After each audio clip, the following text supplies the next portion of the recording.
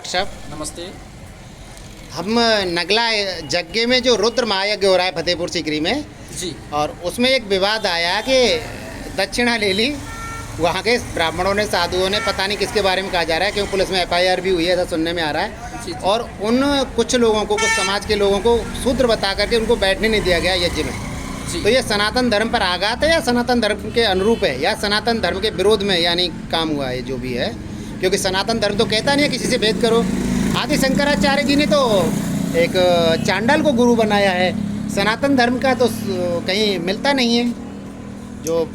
जी देखिए, मैंने अभी आपको पहले वीडियो में भी बताया, और ब्राह्मण, क्षत्रिय, वैश्य और शूद्र को लेकर के वर्ण व्यवस्था क्या है, वर्ण व्यवस्था के विषय पर मैंने पूर्व वीडियो में आपको गीता का अकाट प्रमाण दिया, रामचरितमानस का दिया, मनुस्मृति का दिया, वेदों का दिया।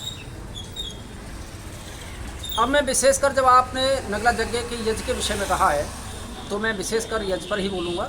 और जो वहाँ इस तरह का जो कांड हुआ, जो घटना घटित हुई, वो काफ़ी दुखद है, उस पर मैं अपने विचार अवश्य में रखूँगा। इस तरीके की जो घटना है वो हमारे समाज को, हमारे सनातन धर्म को बर्बाद करने की ओर ले जाती है। किसी भी समाज का इस तरह से अपमान करना ये बिल्कुल सरासर गलत है, ऐसा नहीं होना चाहिए था। और अगर कुछ असामाजिक तत्वों ने इस प्रकार की वहाँ हरकत की है तो उनके खिलाफ मुकदमा कायम हुआ है, प्रशासन ने मुकदमा दर्ज कराया है, जिससे कि आगामी समय में इस प्रकार की घटनाएं घटित ना हो और किसी एक जाति विशेष के नाम पर या किसी एक वर्ग के नाम पर यज्ञ में नहीं बैठने दिया जाना, ये बहुत ही गलत बात है। जिस समाज को हम दलित कहते हैं, जिस समाज से हम नफरत करते हैं, जिस समाज को हम शूद्र कहते हैं, उस समाज ने संत रैदास जी जैसे ब्राह्मण को जन्म दिया। जिस समाज से, स्वच्छक समाज से हम नफरत करते हैं, उनको स्वच्छ समाज कहते हैं, शूद्र कहते हैं, दलित कहते हैं, उस समाज ने महर्षि वाल्मीकि जैसे ब्राह्मण को जन्म दिया, जिन्होंने रामायण की रचना की। उससे बड़ा ब्राह्मण कौन हो सकता है? इस तरह से जो उनको लौटाया गया, भाई यज्ञ करने का अधिकार तो सबको है। श्री कृष्ण जी ने गीता में कई बार कहा है अर्जुन से, अर्जुन यज्ञ करने का अधिकार सबको है, चार वर्ण को ही नहीं, प्राणी मात्र को है। अभी मैं एक मित्र से कह रहा था, वो मित्र बोले कि सब प्राणी मात्र नहीं, मनुष्य मात्र से मनुष्य यज्ञ कर सकता है, प्राणी यज्ञ नहीं कर सकता, प्राणी तो चींटी भी है। श्री कृष्ण जी कहते हैं भूत महाभूत को है, सभी प्राणियों को है यज्ञ करने का अधिकार। यज्ञ ये नहीं होती है कब जो हवन कर रहे हैं ओम स्वाहा, ओम नमः स्वाहा, ये यज्ञ नहीं होती है, तो हवन होता है। हवन, वेद में शब्द जो हवि आया है, हव से हवन बना है। हवन का मतलब हवि से है, हवि माने त्याग करना।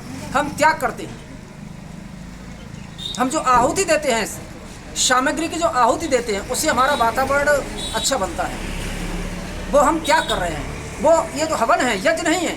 यज्ञ तो प्राणी मात्र करता है, प्राणी को भी अधिकार, यज्ञ तो अंदर अंदर होता है।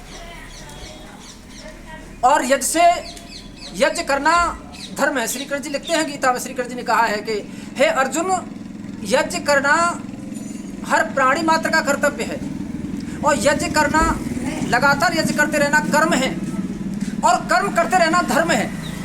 यहाँ भी मैं ये कह देना चाहूँगा, ये स्पष्ट कर देना चाहूँगा कि धर्म क्या है। शुरुआत हम यज्ञ से करते हैं। जो यज्ञ नहीं कर सकता वो कर्म नहीं कर सकता, और जो कर्म नहीं कर सकता वो धर्म नहीं कर सकता। शुरुआत यज्ञ से होती है। जब हम यज्ञ करना शुरू करते हैं तो हम कर्म की ओर जाते हैं, और जब कर्म करते हैं, लगातार निरंतर रूप से हम कर्म करते जा रहे हैं, तो वो धर्म है। यज्ञ करने का अधिकार, कर्म करने का अधिकार, धर्म करने का अधिकार सभी प्राणियों को है। मनुष्य मात्र की तो बात छोड़िए। ब्राह्मण, क्षत्रिय, वैश्य और शूद्र ये कोई जाति व्यवस्था नहीं है, ये कोई वर्ण व्यवस्था नहीं। ये मनुष्य द्वारा जो जातियाँ बना दी गई वो गलत बात है। श्री कृष्ण ने इसका गीता में एक बहुत बड़ा श्लोक 16वें अध्याय का 6वां, दो भूत सर्गो लोके अस्मन् दैवासुरेव च देवो विस्तर सह प्रोक्त आश्रम पार्थ में मिश्रण। हे पार्थ, इस संसार में दो ही जातियाँ हैं, सुर और असुर, देवता और राक्षस, तीसरी कोई जाति नहीं है।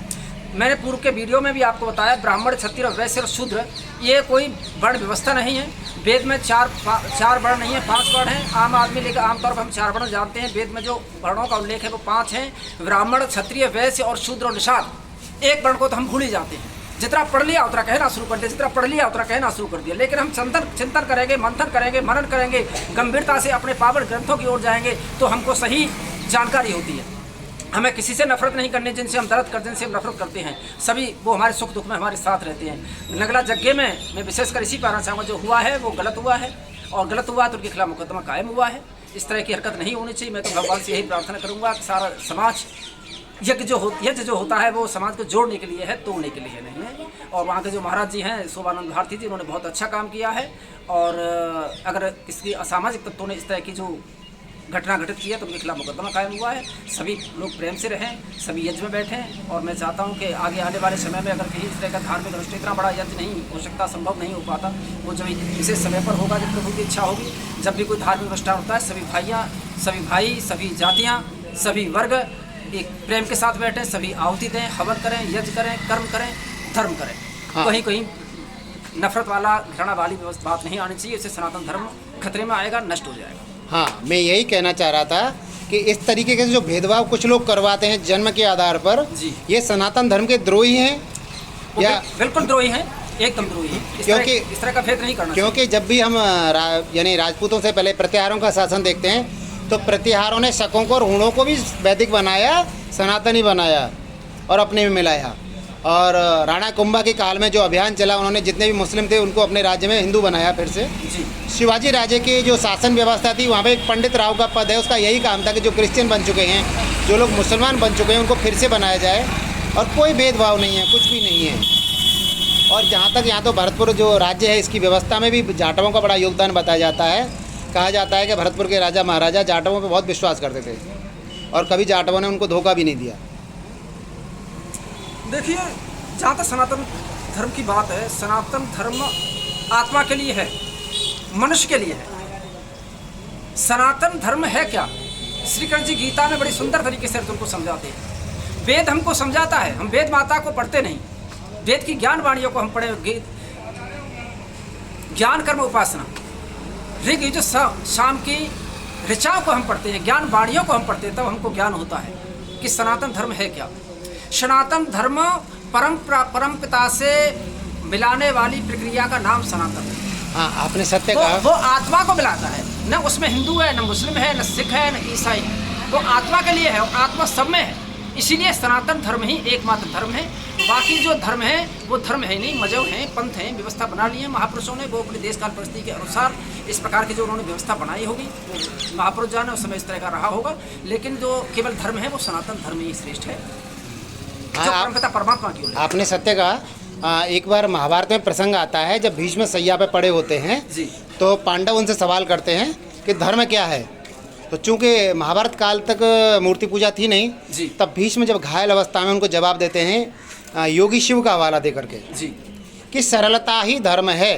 जी, जो धर्म के बारे में बात आती है, बिल्कुल, बिल्कुल, बिल्कुल। जैसे मैं जो शूद्रों के बारे में कहता हूँ, जो सीधे सरल लोग हैं, जिनमें वैश्य का कर्म करने का, रिस्क लेने की क्षमता नहीं है, जो क्षत्रियों की तरह उनमें तेज ज्ञान नहीं है, बल नहीं है, और जो सीधे सीधे मजदूरी वर्ग जैसा कार्य करते हैं, और ब्राह्मण जैसा उनमें ज्ञान नहीं है। लेकिन ये चोर उचक्के नहीं हैं, क्योंकि चोर उचक्के तो यानी वेद कहता है मानुर्भव, तो चोर उचक्के तो मानव के दायरे में भी नहीं आते। यानी शूद्र हैं वो सीधे साधे लोग हैं जो अपना कर्म करते हैं और अपने परिवार का पेट भरने का प्रयास करते हैं। बिल्कुल आपने सही कहा, सरलता ही धर्म है, निर्मलता ही धर्म और है। दूसरा धर्म की व्याख्या मनुस्मृति में आती है कि धर्म को धारण करना पड़ता है। मनुस्मृति कहती है वेदो अखिलो धर्म मूलम, धर्म का मूल वेद है। फिर कहती है धर्म के लक्षण धृति क्षमा दमोस्ते शौचेंद्रिय निग्रह धीर विद्या सत्यम अक्रोधो दशकम धर्म लक्षणम, यानी धर्म के 10 लक्षण हैं। इनको जो धारण करता है वो धर्मात्मा, और जिसे धारण किया जा रहा है वो धर्म। देखिए, आपने बिल्कुल सत्य कहा। और जो मनुस्मृति में धर्म के 10 लक्षण दिए हैं, उनके अनुसार हमको अपने आप को ढालना चाहिए, तभी हम धर्म की ओर जा रहे हैं। अगर हमारे अंदर उन 10 लक्षणों में से एक भी लक्षण कम है तो हम धर्म की प्राप्ति नहीं कर सकते। अभी मैंने कहा था आपको कि धर्म क्या है। श्री कृष्ण जी ने बड़े सुंदर ढंग से अर्जुन को समझाया कि अर्जुन धर्म क्या है। अर्जुन बार बार पूछते हैं महाराज आपने धर्म के विषय में नहीं बताया, धर्म क्या है। तो श्री कृष्ण जी बताते हैं कि अर्जुन, यज्ञ करना ही कर्म है। ये वाला यज्ञ नहीं, हवन नहीं, यज्ञ जो अंदर यज्ञ जो होता है, यज्ञ का मतलब मैं आपको समझाइए। यज्ञ की व्याख्या ये माने यही, ज माने ज्ञान, यही ज्ञान है। यज्ञ से बड़ा कोई दूसरा ज्ञान नहीं। यज्ञ से ही हम परमपिता परमात्मा की प्राप्ति कर सकते हैं। यज्ञ करना ही कर्म है और कर्म को निरंतर करते रहना ही धर्म है। सत्य है, सत्य। जो मनुस्मृति के धर्म के 10 लक्षणों की आपने बात की, वो वही बात जो है पतंजलि महाराज ने योग दर्शन में जो योग के माध्यम से की। योग क्या है? अष्टांग योग, यम नियम आसन प्राणायाम प्रत्याहार ध्यान धारणा और समाधि, ये 8 अंग। अब यम क्या है? तत्रा हिंसा सत्यास्य अपरग्रह ब्रह्मचर्य प्रग्रह नियमः। अब नियम आइए, 100 तप संतोष स्वाध्याय ईश्वर प्राधान्य नियम। इन सारे 5 नियम और 5 यमों पर चलते हुए जब हम योग की तरफ बढ़ते हैं तो हम इसको धारण करते हैं, ध्यान लगाते हैं, तब समाधि तक पहुँचते हैं। धर्म को कमा लेना एक छोटी बात नहीं है, कह देना तो छोटी बात है, लेकिन अधिकतर जो लोग धर्म की व्याख्या करने वाले, धर्म के ऊपर प्रवचन देने वाले, वो कुछ लोग तो ज्ञानी हैं, या तो वो जो है प्रवचन दे नहीं पाते, या दे पाते हैं तो हम लोग उनसे सीख नहीं पाते, या इस तरह के लोग जो है प्रवचन से दूर रहते हैं, वो अपने धर्म कमाने में ही लगे हुए हैं। कुछ प्रवक्ता लोग जो भ्रमित कर देते हैं, या फिर हम भ्रमित हो जाते हैं, उनकी बात को समझ नहीं पाते। क्योंकि जो एक वक्ता मंच के माध्यम से कोई बात कहता है, अगर वहाँ 100 श्रोता बैठे हुए हैं तो वो अपने अपने दिमाग के अनुरूप, अपने अपने दिमाग के स्तर के अनुरूप हम उसका अर्थ निकाल लेते। श्री कृष्ण जी ने एक बात कही, लेकिन अर्जुन ने उसका अर्थ समझा, धृतराष्ट्र ने उसका अलग अर्थ समझा। धृतराष्ट्र संजय से पूछते हैं कि संजय, श्री कृष्ण जी क्या कह रहे हैं? गीता का प्रथम श्लोक को ही आप लें। धृतराष्ट्र विद्वान आदमी थे, ऐसा नहीं है कि वो विद्वता में कहीं कम थे, संजय भी विद्वान थे। धर्म क्षेत्रे कुरुक्षेत्रे संवेता उत्सव मामका पांडवा से भी किम कुर्वत संजय। हे संजय, कुरुक्षेत्र और धर्म क्षेत्र में समान रूप से एकत्र हुए मेरे और पांडु पुत्रों ने क्या क्या किया। क्षेत्र तो एक ही था, लेकिन धृतराष्ट्र जैसा विद्वान आदमी, जिसको धर्म क्षेत्र भी कहता है, कुरुक्षेत्र भी कहता है, धृतराष्ट्र इस बात को जानते थे कि पांडव धर्म की बात कर रहे हैं, उनके साथ श्री कृष्ण जी महाराज है, वो श्री कृष्ण जी के कहने के अनुसार चल रहे हैं, इसीलिए उनके लिए वह क्षेत्र धर्म क्षेत्र है। और मेरे पुत्र तो वहाँ केवल लड़ाई की बात कर रहे हैं, लेकिन उसके लिए उन्हें ये कुरुक्षेत्र है। गीता और वेद की वाणियों का अर्थ लगा लेना आसान नहीं है। हर बात की, हर अर्थ का, हर बात के अर्थ, हर शब्द का अर्थ, हर अक्षर का अर्थ हमें 2 अर्थीय भाषा की ओर ले जाता है। धर्म क्षेत्र कुरुक्षेत्र संवेता उत्सव मामका पांडवा से किमकुर संजय। देखिए, महाभारत युद्ध हुआ, इसमें कोई शक नहीं है, कौरव पांडवों की लड़ाई हुई, इसमें कोई शक नहीं है, लेकिन जो श्री कृष्ण जी ने जो ज्ञान दिया, अगर शुरुआत के कुछ श्लोकों को छोड़ दिया जाए तो महायोगीराज श्री कृष्ण जी अर्जुन से केवल ज्ञान की बात करते हैं। उन्होंने नहीं कहा कि तुम जो है उसको कर्ण को मारना है, या उसको मारना है, उसको मारना है, उन्होंने नहीं कहा। श्री गीता में ऐसा नहीं कहा गया, बिल्कुल नहीं लिखा। श्री कृष्ण जी ने कहा है, अर्जुन तेरे जो अंदर काम क्रोध लोभ के रूप में जो दुश्मन हैं, उनको तुझे मारना है, उनको तुम मार, ये तो अपने आप मर जाएंगे। भाई, जब हम काम क्रोध लोभ को मारेंगे तो हमारा पाप स्वयं नष्ट हो जाएगा, हमारा धर्म इतना बढ़ जाएगा, हमारा पुण्य इतना बढ़ जाएगा कि अगर हमारे सामने पापी है तो वो जल करके स्वयं भस्म हो जाएगा, उसको तो मैं मार ही दूंगा। श्री कृष्ण कहते हैं मैं मार ही दूंगा, करेंगे श्री कृष्ण जी, लेकिन वो मर जाएगा। सत्य बात है, सत्य। तो इसलिए अर्जुन से कहा, अर्जुन तू अपने दुश्मनों को मार। धर्म क्षेत्र कुरुक्षेत्र एक लड़ाई का मैदान, धर्म का मैदान, वही अंदर भी 13 में अध्याय के प्रथम श्लोक में भगवान श्री कृष्ण कहते हैं, इदम शरीरम कौन्तेय क्षेत्र मित्र विधीयते एतद्यो वेत्र प्रा क्षेत्र तत्वः। हे अर्जुन, ये शरीर ही तेरा क्षेत्र है, और जो इस क्षेत्र को जान गया वो क्षेत्रज्ञ है। 16वें अध्याय के 21वें श्लोक में कहते हैं, मैं भी काम क्रोध लोभ की चर्चा की आपसे, श्री कृष्ण जी ने कहा 16वें अध्याय के 21वें श्लोक में, त्रिविधम रक्षेदम द्वारो नाश नमात्मनः कामः क्रोधस्ता लोभस्य स्मादे तत्रम त्यजेत। हे अर्जुन, काम क्रोध लोभ ये 3 नरक के द्वार हैं, और ये तीनों हमें नरक की ओर ले जाते हैं, इसीलिए हमें इन तीनों से बचना चाहिए। तो हमारे महापुरुषों ने, हमारे भगवानों ने सब कुछ तो कह दिया, फिर उसमें गुंजाइश कहाँ रही कि ये जाट है, ये जाटव है। सत्य बात है। जिन्होंने ब्राह्मण क्षत्रिय वैश्य शूद्र का ये बता दिया कि आराधना का स्तर है, ये विशुद्ध आध्यात्म का स्तर है, ये कोई जाति व्यवस्था नहीं। जाति तो हम लोगों ने बना लिया, और इस तरह की हम जो नफरत करते, घृणा करते, नहीं करनी चाहिए। वो सनातन धर्म का पतन करने के साथ साथ मानवता का पतन। दूसरा क्या है, आपने सत्य कहा, जैसे जाटों के बारे में बात आती है, हम इस्लामिक काल से पहले जातियों के बारे में नहीं जानते, क्योंकि जातियाँ थी ही नहीं। हाँ, वर्ण थे, जो जैसे हर्षचरित्र में आता है और अलबरूनी लिखता है राजा भोज की काल व्यवस्था में, तो उस समय समाज 7 भागों में विभाजित हो गया था। जो 4 वर्ण थे वो 7 भागों में विभाजित हो गए थे। जैसे श्रेष्ठ क्षत्रिय जो ज़्यादा बड़े क्षत्रिय थे, छोटे क्षत्रिय, ब्राह्मण जो ज़्यादा बड़े हैं, पैसे वाले धनवान हैं, कुछ कम, और कुछ वैश्य जैसे छोटे वैश्य कम धनवान, ज़्यादा धनवान, और शूद्र समाज जो साधारण समाज था। और व्यवस्था तो शूद्र के लिए ही है सब कुछ। अगर शूद्र नहीं है, सामान्य लोग नहीं है, शूद्र का अर्थ आप सामान्य जानिए, और सामान्य के लिए सब कुछ है। सामान्य को बचाए रखने के लिए वर्ण व्यवस्था है, सामान्य की सुरक्षा के लिए वर्ण व्यवस्था है। केंद्र सामान्य है, यानी मुख्य शूद्र ही है, जिससे ये नगला जगह में कुछ लोग नफरत कर रहे थे, क्योंकि उपनिषदों में पृथ्वी को भी शूद्रा कहा गया है।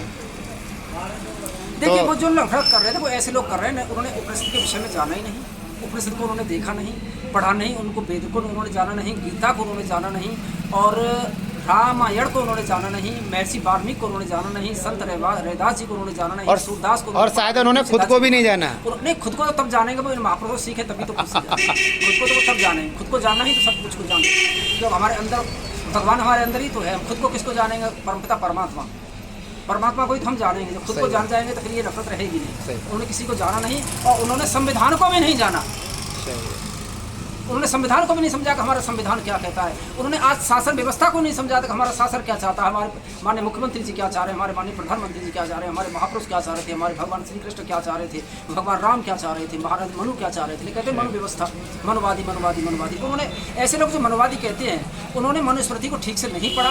अगर इस तरह की मनुस्मृति को पढ़ा है तो उन्होंने किसी ऐसे राइटर की मनुस्मृति को पढ़ लिया जिसमें जो है अनाप शनाप श्लोक थे। आपने बहुत अच्छी बात की। मैं स्वयं को सच्चा मनुवादी कहता हूँ। शायद इस विषय पर हम आगे चर्चा करेंगे, मनुवाद पे। और बहुत बहुत धन्यवाद, आपने अपनी बात कही, हमें समय दिया। नमस्ते। बहुत बहुत धन्यवाद।